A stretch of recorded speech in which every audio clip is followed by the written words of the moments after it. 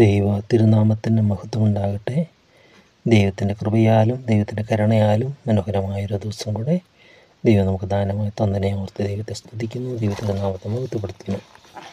ക്രിസ്ത്യ ജീവിതം പൂർവ്വകാര്യങ്ങളുടെ ആവർത്തനമല്ല, അത് ഓർത്ത് അയവറക്കുന്ന അങ്ങനെയുള്ളൊരു അനുഭവമുണ്ട്. എന്നാൽ ക്രിസ്ത്യ ജീവിതം എന്ന് പറഞ്ഞാൽ അപ് ടു ഡേറ്റ്, എന്നും ക്രിസ്തുവിനോടുള്ള ദൈവികമായ അനുഭവങ്ങളുടെ പുതിയ ഒരു അനുഭവം. ഇന്നലത്തെ അനുഭവം കൊണ്ടല്ല, നമ്മൾ മന്ന പെറുക്കുമ്പോൾ കാണുന്നുണ്ട് ഓരോ ദിവസവും മന്ന പൊഴിയും.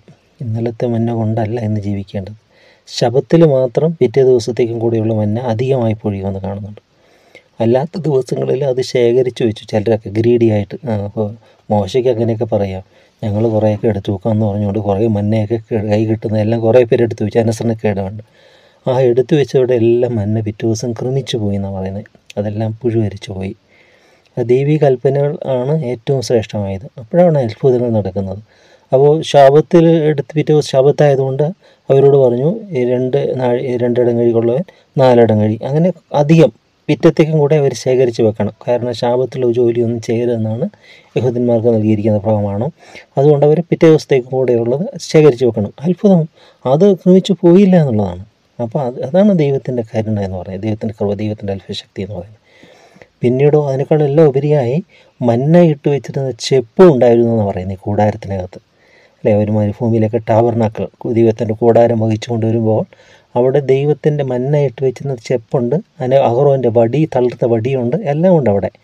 അപ്പോൾ ആ മന്ന ക്രമിച്ചേ പോയില്ല. എത്ര നാളുകളിരുന്നു അത് സാക്ഷ്യത്തിനായിട്ടാണത്. തലമുറയ്ക്ക് സാക്ഷ്യത്തിനായിട്ടത് ക്രമിച്ചു പോകാതെ ഇരുന്നു. അപ്പോൾ ദൈവത്തിൻ്റെ കരമാണ് പ്രവർത്തിക്കുകയും അത്ഭുതങ്ങൾ നടക്കും. അനുസരണക്കേട് കാണിച്ചപ്പോൾ പിറ്റേ ദിവസം അത് ക്രമിച്ചു പോയി. എന്നാൽ അനുസരിച്ചപ്പോൾ അത് പിന്നെ ക്രമിച്ചു പോയില്ല. ആ സാക്ഷ്യത്തിന് വേണ്ടി വെച്ചപ്പോൾ അതൊരിക്കലും അത് ക്രമിച്ചു പോകാതെ അത് സുരക്ഷിതമായിരുന്നു. ഇവിടെയൊക്കെ ദൈവത്തിൻ്റെ അത്ഭുതശക്തി നമ്മൾ കാണുകയാണ്. ഇവിടെ നമ്മൾ കടന്നു വന്ന സങ്കീർത്തനം 86-ാമത്തെ സങ്കീർത്തനമാണ്. ദാവീദിൻ്റെ ഒരു പ്രാർത്ഥന എന്നതിൻ്റെ ഹെഡിങ് തെഫില്ലാസ് അഥവാ പ്രാർത്ഥനകൾ എന്ന പേരിലുള്ള 5 സങ്കീർത്തനങ്ങൾ ഒന്നാണത്. എല്ലാം ഉണ്ട്. ഈ ഒരു പ്രാർത്ഥന എന്ന് പറയുമ്പോൾ അതിനകത്ത് അപേക്ഷകൾ മാത്രമല്ല, യാചനകളുണ്ട്, സ്തുതിയുണ്ട്, ദൈവത്തെ മഹത്വപ്പെടുത്തുക, ദൈവം ചെയ്ത കാര്യങ്ങൾ ഓർക്കുക, തുടർന്നും ദൈവം സർവശക്തനാണ് ദൈവത്തെ മഹത്വപ്പെടുത്തുക. അതൊക്കെ നമ്മുടെ വിശ്വാസത്തെ വർദ്ധിപ്പിക്കുന്നതാണ്. നമ്മൾ 90-ാം സങ്കീർത്തനം കാണുന്ന മോശയുടെ ഒരു പ്രാർത്ഥനയാണ്, ദൈവപുരുഷനായ മോശയുടെ ഒരു പ്രാർത്ഥന.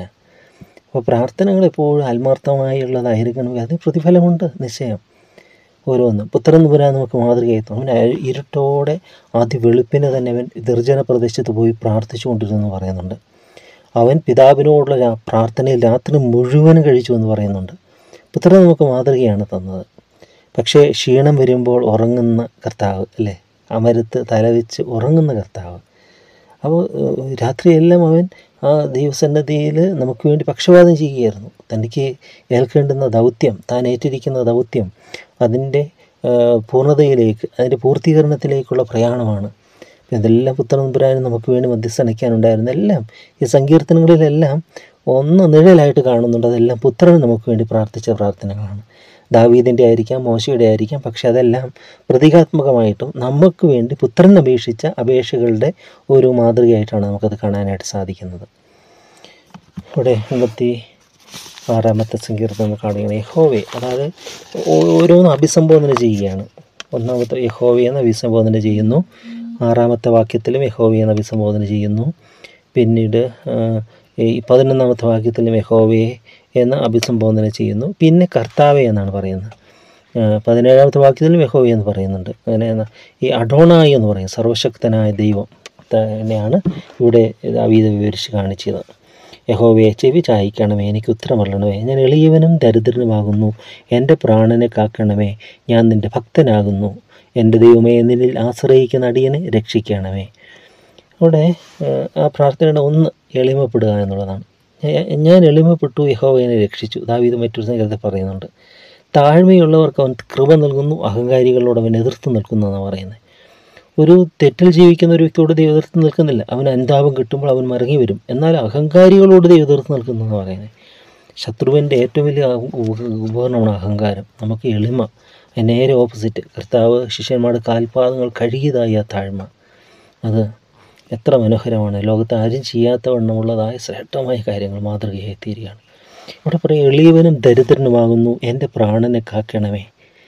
പിന്നെ പറയുകയാണ് ഞാൻ നിൻ്റെ ഭക്തനാകും. ദാവീദിന് ഉറപ്പാണ്, കർത്താവേ ഞാൻ നിൻ്റെ ഭക്തനാണ്, ഞാൻ ഡൈവോട്ടീസ്, ഞാൻ നിൻ്റെ ഭക്തനാണ് എന്ന് ദാവീദിന് ഉറപ്പാണ്. പിന്നെ പറയുകയാണ് എൻ്റെ ദൈവമേ നിന്നിൽ ആശ്രയിക്കുന്ന അടിയനെ രക്ഷിക്കണമേ. ദൈവാശ്രയം അത് ഏറ്റവും ശ്രേഷ്ഠമാണ്. ദൈവത്തിൽ ആശ്രയിക്കുക. ദാവീദിന് ആശ്രയിക്കാൻ പലതും ഉണ്ടായിരുന്നിരിക്കാം, വെട്ടിപ്പിടിച്ച രാജ്യങ്ങൾ, നേടിയ പ്രൗഢി, എല്ലാം. എന്നാൽ അതൊന്നിലുമല്ല ദാവീദ് ആശ്രയിക്കുന്നത്. തന്നെ ആട്ടിൻ തൊഴുത്തുകളിൽ നിന്ന് വരുത്തിയ ഒരു ദൈവത്തെക്കുറിച്ച് ദാവീദിന് നല്ല ബോധ്യമുണ്ട്. ഒരു കല്ലും കവണയും കൊണ്ട് ഗോലിയാത്തിനെ വെല്ലുവാൻ ദാവീദിന്മേൽ പകർന്ന അഭിഷേകത്തെക്കുറിച്ച് ദാവീദിന് ബോധ്യമുണ്ട്. അതുകൊണ്ടാണ് ദാവീദ് പറയുന്നത്, ദൈവമേ ഞാൻ നിന്നിൽ ആശ്രയിക്കുന്ന അടിയനെ രക്ഷിക്കണമേ. കർത്താവേ എന്നോട് കൃപയുണ്ടാകണമേ. ഞാൻ നിന്നോട് ഇടവിടാതെ. പുതിയ നിയമത്തിലേക്ക് വരുമ്പോൾ ടൈമിലി പ്രേയേഴ്സ് അല്ല, 7 നേര പ്രാർത്ഥന, 5 നേര പ്രാർത്ഥന, അങ്ങനെയല്ല. ഇടവിടാതെ പ്രാർത്ഥിപ്പിൻ, എല്ലാറ്റിനും സ്തോത്രം ചെയ്യും. ഇതെല്ലാം ക്രിസ്തുയേശുവിൽ നിങ്ങളെക്കുറിച്ച് ദൈവേഷ്ടം നമ്മൾ വായിക്കുകയാണ്. Without ceasing. എപ്പോഴും പ്രാർത്ഥനയുടെ ഒരു അനുഭവം, പ്രാർത്ഥനയുടെ ഒരു ആത്മാവ് നമ്മളിൽ പകർന്നിട്ട് നമ്മുടെ ഉള്ളിൽ നിന്ന് എപ്പോഴും ദൈവത്തോട് ഒരു പ്രാർത്ഥന മനോഭാവം. എല്ലാം എന്തു വന്നാലും യേശുവിനോട് ചൊല്ലിടും. ഞാൻ ഒരു പാട്ടുണ്ട്, എന്ത് നല്ലൊരു സഖിയെന്നുള്ള, what a best friend we have in Jesus എന്ന് പറയുന്ന ഒരു പാട്ട്. അതിനകത്ത് പറയും എന്തു വന്നാലും ഞാൻ ദൈവത്തോട് പറയും, എല്ലാം പറയാൻ ഒരിടമെന്ന് ഇവിടെ പാട്ടുകാരൻ പറയുകയാണ്. ഇവിടെ പറയണം, ഞാൻ ഇവിടെ നിലവിളിക്കുന്നു, അടിയൻ്റെ ഉള്ളത്തെ സന്തോഷിപ്പിക്കണം. യഹോവേ നിങ്കിലേക്ക് ഞാൻ എൻ്റെ ഉള്ളം ഉയർത്തുന്നു. കർത്താവെ നീ നല്ലവനും ക്ഷമിക്കുന്നവനും നിന്നോട് അപേക്ഷിക്കുന്നവരോടൊക്കെ മഹാദയാലുവുമാകും. ഏറ്റവും മനോഹരമായൊരു വാക്യമാണ്, നമ്മൾ ബൈഹാർട്ടാക്കി എപ്പോഴും നമ്മളത് സൂക്ഷിക്കേണ്ടത്. കർത്താവെ നീ നല്ലവനും ക്ഷമിക്കുന്നവനും നിന്നോട് അപേക്ഷിക്കുന്നവരോടൊക്കെയും മഹാദയാലുവുമാകുന്നു. Great Mercy. എത്ര മനോഹര വാക്യം. ദൈവം നല്ലവനാണ്, ക്ഷമിക്കുന്നവനാണ്, തന്നിൽ നിന്നോട് അപേക്ഷിക്കുന്നവരോടൊക്കെ മഹാദയാലുമാകുന്നു. നഹൂമിൻ്റെ പുസ്തകം 1-ാമത്തെ അധ്യായം 7-ാമത്തെ വാക്യത്തിലുണ്ട്, യഹോവ നല്ലവനും കഷ്ടദിവസ ശരണം തങ്കൽ ആശ്രയിക്കുന്നവരെ അവൻ അറിയുന്നു എന്ന്. തങ്കൽ ആരാണ് തങ്കൽ ആശ്രയിക്കുന്നത്? നമ്മുടെ ഹൃദയങ്ങൾ ദൈവസന്നിധിയിലേക്ക് ഉൾച്ചേരുമ്പോൾ ദൈവം അതെല്ലാം അറിയുകയാണ്. തുടർന്ന് പറഞ്ഞു, യഹോവേ എൻ്റെ പ്രാർത്ഥന ചെവിക്കൊള്ളണമേ, എൻ്റെ യാചനകളെ ശ്രദ്ധിക്കണമേ. നീ എനിക്ക് ഉത്തരമരുളുകയാൽ എൻ്റെ കഷ്ടദിവസത്തിൽ ഞാൻ നിന്നെ വിളിച്ചപേക്ഷിക്കുന്നു. കർത്താവേ ദേവന്മാരും നിനക്ക് തുല്യനായവനില്ല, നിൻ്റെ പ്രവൃത്തികൾക്ക് തുല്യമായ ഒരു പ്രവൃത്തിയുമില്ല. കർത്താവേ നീ ഉണ്ടാക്കിയ സകല ജാതികളും തിരുമുമ്പിൽ വന്ന് നമസ്കരിക്കും. അവർ നിൻ്റെ നാമത്തെ മഹത്വപ്പെടുത്തും. നീ വലിയവനും അത്ഭുതങ്ങളെ പ്രവർത്തിക്കുന്നവനുമല്ലോ, നീ മാത്രം ദൈവമാകും. ഇതെല്ലാം ദൈവത്തെക്കുറിച്ചുള്ള ആട്രിബ്യൂട്ട്സാണ്. ദൈവം ആരാണ്? ദൈവം സർവശക്തനാണ്, ദൈവത്തിനൊന്നും അസാധ്യമല്ല എന്നൊക്കെ ദാവീദ് പറയുക. തൻ്റെ വിശ്വാസം വർദ്ധിപ്പിക്കുക. നമ്മളൊരു വാക്ക് വിശ്വാസത്തോടെ പറയുമ്പോൾ അത് നമ്മളിൽ പുതിയ പ്രത്യാശയെല്ലാം ഉളവാക്കി, അന്ധകാരമെല്ലാം മാറിപ്പോവുക. ഒരു സ്വിച്ചിട്ട് ഒരു ഇരുട്ട് ഉള്ള മുറിക്കകത്ത് സ്വിച്ച് ഇട്ട് നമ്മൾ ബൾബ് പ്രകാശിക്കുമ്പോൾ ഇരുട്ടെല്ലാം മാറിപ്പോകുന്ന പോലെ ഈ ദൈവവചനമൊക്കെ ഉരുവിടുമ്പോൾ, നമ്മളത് വിശ്വാസത്താൽ പ്രഖ്യാപിക്കുമ്പോൾ നമ്മളിലുള്ള ആ അന്ധകാരത്തിൻ്റെ ബന്ധനങ്ങളെല്ലാം അകന്നു പോകും. നമുക്ക് നല്ലൊരു സൺഷൈൻ നമുക്ക് കിട്ടും, ഒരു സൂര്യോദയം നമ്മുടെ ജീവിതത്തിൽ ഉണ്ടാകും.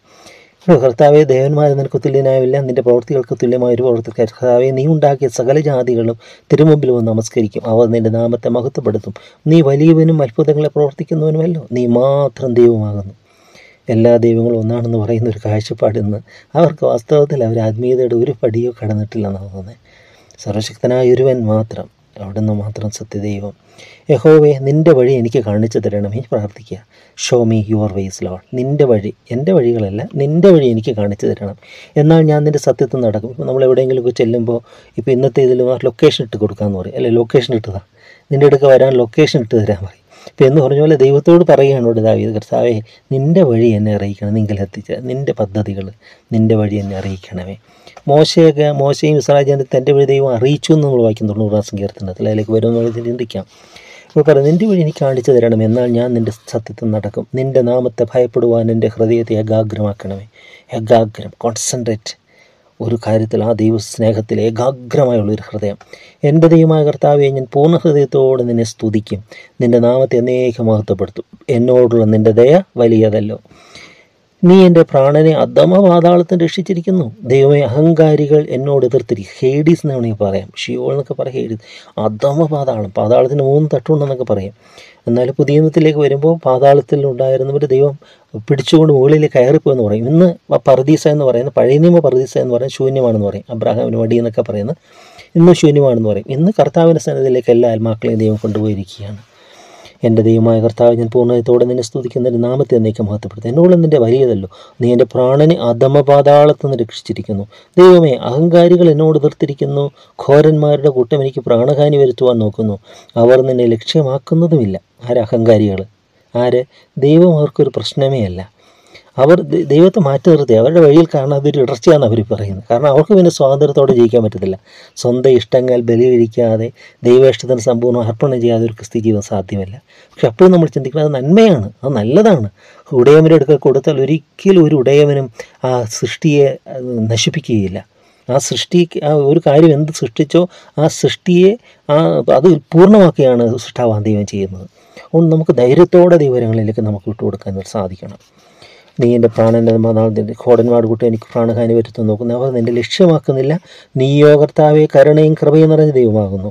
ദീർഘക്ഷമയും മഹാദയും വിശ്വസ്തതയും ഉള്ളവൻ തന്നെ. എങ്കിലേക്ക് തിരിഞ്ഞ് എന്നോട് കൃപയുണ്ടാകണമേ. നമ്മൾ ദൈവത്തെ എങ്ങനെ കാണുമെന്ന് 5 താലന്തുകൾ കൊടുത്ത ഒരു മനുഷ്യൻ 10 താലന്ത് കൊടുത്തു, 1 കൊടുത്ത ഒരു മനുഷ്യൻ. ആ 1 താലന്ത് ലഭിച്ചവൻ പറയുകയാണ്, നീ കഠിന മനുഷ്യനും വിതയ്ക്കാതിടത്തുനിന്ന് കൊയ്യുകയും ചെയ്യുന്ന മനുഷ്യനെന്ന് ഞാൻ വിചാരിച്ചു. ഞാൻ ചെന്നത് കുഴിച്ചിട്ടു വന്നു. അവൻ്റെ വിശ്വാസത്തിനനുസരിച്ച് അവന് വിധി വരുവാണ്. ദൈവം കഠിനനാണോ? അല്ല. ദൈവം ക്ഷമിക്കുന്നവനും ദീർഘക്ഷമയാവനും മഹാദയാലുവുമാണ്. ഇപ്പോൾ ദാവീദ് ആവർത്തിച്ച് പറയുക. അങ്ങനെ വരുമ്പോൾ ദയാലുവോട് നീ ദയാലുവാകുന്നു 18-ാം സങ്കീർത്തനം പറയുക. ഇപ്പോൾ ഇവിടെ പറയുകയാണ്, ദീർഘക്ഷമയും മഹാദയും വിശ്വസ്തതയും ഉള്ളവൻ തന്നെ. എങ്കിലേക്ക് തിരിഞ്ഞ് എന്നോട് കൃപയുണ്ടാകണമേ. നിൻ്റെ ദാസന് നിൻ്റെ ശക്തി തന്ന് നിൻ്റെ ദാസിയുടെ പുത്രനെ രക്ഷിക്കണമേ. കർത്താവേ, നിൻ്റെ ദാസന് നിൻ്റെ ശക്തി തന്ന് നിൻ്റെ ദാസിയുടെ പുത്രനെ രക്ഷിക്കണമേ എന്ന്. തുടർന്ന് പറയുകയാണ്, എന്നെ പകയ്ക്കുന്നവർ കണ്ട് ലജ്ജിക്കേണ്ടതിന് നന്മയ്ക്കായ ഒരു അടയാളം എനിക്ക് തരണമേ. യഹോവേ, നീ എന്നെ സഹായിച്ച് ആശ്വസിപ്പിച്ചിരിക്കുന്നുവല്ലോ. പകയ്ക്കുന്നവരുണ്ട് ഒത്തിരി പേര്. ദാവീദ് പറയുന്നുണ്ടല്ലേ, ശത്രുക്കൾ മുമ്പാകുന്ന എനിക്ക് മേശ ഒരുക്കും. എന്താ ശത്രുക്കൾക്ക്? ഓരോ രീതിയിലുള്ള യഥാർത്ഥ ഭക്തിയോടെ ജീവിപ്പാൻ നമ്മൾ ആഗ്രഹിക്കുമ്പോൾ നമുക്കെല്ലാം ഉപദ്രവം ഉണ്ടാകും. എന്നാൽ അതിൻ്റെ നടുവിൽ ദൈവം നമ്മൾ കൈവിടാതെ അവരുടെ മുമ്പാകെ മേശയൊരുക്കുന്നൊരു ദൈവം, ശത്രുക്കൾ മുമ്പാകെ മേശയൊരുക്കുന്ന ഒരു നല്ല ദൈവം, ശത്രുക്കളിൽ തൻ്റെ ആഗ്രഹം നിവർത്തിച്ച് കാണുന്ന ഒരു ദൈവം. അവിടെ പറയാൻ, എന്നെ പകയ്ക്കുന്നവർ കണ്ട് ലജ്ജിക്കണം. എന്തിനാണ്? നന്മയ്ക്ക് ആ ഒരു അടയാളം എനിക്ക് തരണം. എന്നിൽ ഒരു പ്രവൃത്തി കണ്ടിട്ട് അത് നന്മയുടെ അടയാളമായിട്ട് മാറണം. നമുക്കങ്ങനെ ദൈവത്തോട് ചോദിക്കാം, കർത്താവേ, നിൻ്റെ സ്നേഹം, നീ എന്നെ സ്നേഹിച്ചു എന്ന് നന്മയ്ക്ക് ആ ഒരു അടയാളം എനിക്ക് തരണമേ എന്ന് പ്രാർത്ഥിക്കാൻ സാധിക്കണം. ഇവിടെ പറയാം, യഹോവയെ നീ എന്നെ സഹായിച്ച് ആശ്വസിപ്പിച്ചിരിക്കുന്നുവല്ലോ. അപ്പോൾ ഇത് അനുഭവിച്ചുകൊണ്ട് പറയാം അല്ലേ, വെറുതെ അല്ല. നീ എന്നെ സഹായിച്ചു ആശ്വസിപ്പിച്ചിരിക്കുന്നു. Help, my help. എൻ്റെ സഹായം എവിടെ നിന്ന് വരും? എൻ്റെ സഹായം സ്വർഗ്ഗത്തെയും ഭൂമിയും ഉണ്ടാക്കിയ യഹോവയിൽ നിന്ന് വരുന്നു.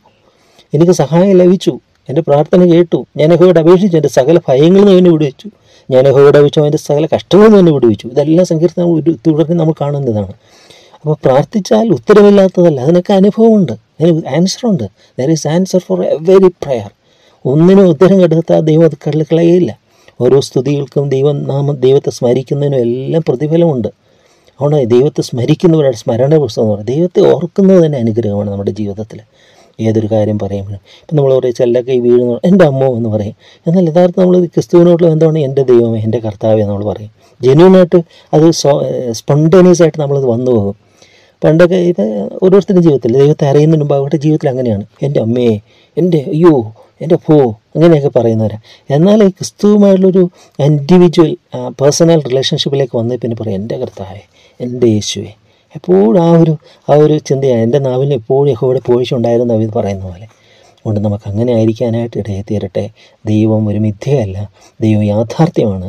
ആ നമ്മോട് കൂടെയുള്ള ദൈവമാണ്, നമ്മൾ ശ്രവിക്കുന്ന ദൈവമാണ്, നമുക്ക് ഉത്തരം തരുന്ന ദൈവമാണ്. അത് നമ്മുടെ ജീവിതത്തിൽ കൂടെ മറ്റുള്ളവർക്ക് വെളിപ്പെടാൻ തക്കവണ്ണം നമ്മുടെ ജീവിതത്തെ ദൈവം ധന്യമാക്കട്ടെ. തൻ്റെ അടയാളങ്ങൾ അത്ഭുതങ്ങൾ നമ്മുടെ ജീവിതത്തെ നിറയ്ക്കട്ടെ. അത് മറ്റുള്ളവർക്ക് ഒരു സാക്ഷ്യമായി തീരട്ടെ എന്ന് നമ്മൾ പ്രാർത്ഥിക്കാം. സ്നേഹം നിറഞ്ഞ ദൈവമേ, ഞങ്ങളുടെ വാഴ്ത്തപ്പെട്ട സ്വർഗ്ഗീയ പിതാവേ, മനോഹരമായ സമയത്തിനായി ഞങ്ങൾ സ്തുതിക്കുന്നു, സ്തോത്രം ചെയ്യുന്നു.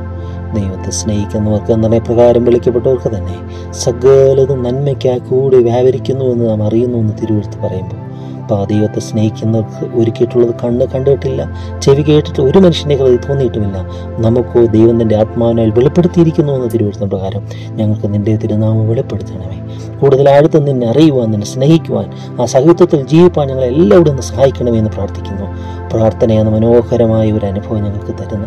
ഇടപെടാതെ പ്രാർത്ഥിപ്പാൻ എല്ലാറ്റിനും സ്തോത്രം, ഞാൻ കൃപ തരണമേ. അപ്പം എപ്പോഴും ഞങ്ങളോട് കൂടെ ഇരിക്കുന്ന ദൈവം, ഒരിക്കലും അകന്നു പോകാത്ത ദൈവം. പലർക്കും എപ്പോഴും ഞങ്ങളോട് കൂടി ഇരിക്കാൻ പറ്റുകയില്ല. എന്നേക്ക് ഞങ്ങളോട് കൂടി ഇരിക്കുന്ന അവിടുത്തെ തിരുസാന്നിധ്യത്തിനായി സ്തുതി. എല്ലാ നന്മകളായി നിറയ്ക്കണമേ, മഹത്വമോടൊന്ന് മാത്രം എടുക്കണമേ. പിതാവിൻ്റെയും പുത്രൻ്റെയും പരിശുദ്ധാത്മാവിൻ്റെ നാമം മഹത്വപ്പെടുത്തിക്കൊണ്ട് ജീവിക്കാനായിട്ട് തന്നെ. ആമേൻ, ആമേൻ, ആമേൻ. നാഥാ നിൻ കരുതൽ അവർണ്ണനീയം.